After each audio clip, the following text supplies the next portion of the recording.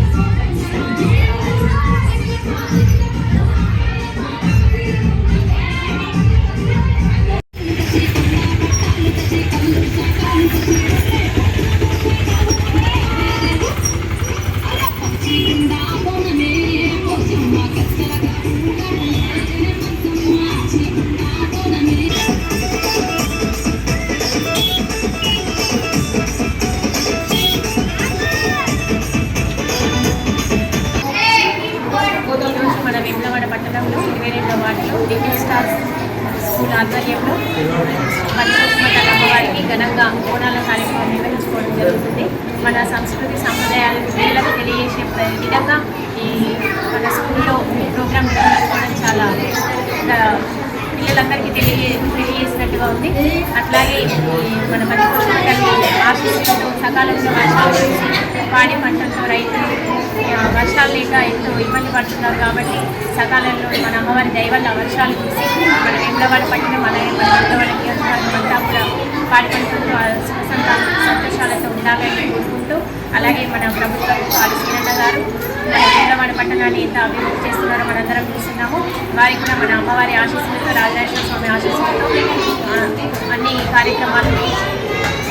కార్యక్రమాలు జరగాలని కోరుకుంటూ ఈరోజు మమ్మల్ని ఆహ్వానించిన లిటిల్ స్టార్ స్కూల్ యాజమాన్యానికి, కరెస్పాండెంట్ గారికి, అలాగే పిల్లలందరికీ కూడా మన బోనాల పండుగ శుభాకాంక్షలు తెలియజేసుకుంటూ ఆ అమ్మవారి ఆశీస్సులతో స్కూల్ ఇంకా ముందుకు వెళ్ళాలని కోరుకుంటూ ధన్యవాదాలు.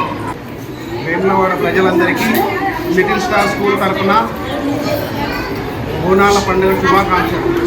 ఈ కార్యక్రమానికి విచ్చేసినటువంటి మా వార్డు కౌన్సిలర్ మమతా అజయ్ కుమార్ గారికి ప్రత్యేకమైనటువంటి ధన్యవాదాలు.